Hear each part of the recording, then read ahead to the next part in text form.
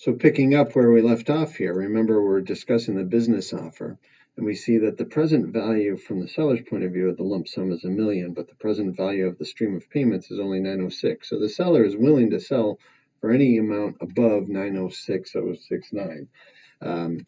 They would be indifferent if the offer was for 906. They would say it's the same thing, and other non-financial things would probably be the tipping point. But from the seller's point of view, it's pretty clear the $1 million is a good offer. But from the buyer's point of view, we might figure out why it is that they are willing to pay $1 million for something that's worth only 906. Well, it must be worth more to the buyer than it is to the seller. So here we'll change that to buyer.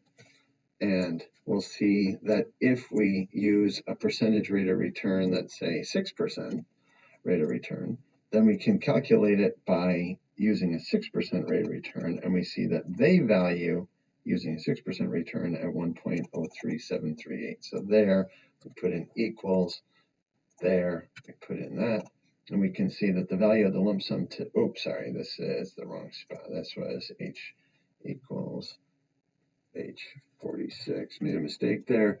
This, the buyer's present point of view, is in fact $1 million as well.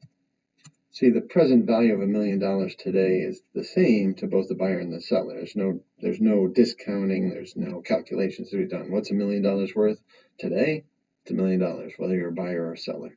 But the buyer thinks that the value of the $100,000 coming for the next 16 years is more than what the seller thinks, and that provides a $200,000 split, if you will. The buyer paying $1 million feels like they're getting a deal, and the seller selling for $1 million feels like they're getting a deal. Any price that was in between the buyer's present value and the seller's point of view would be an acceptable deal for both of them. So that is how you use it.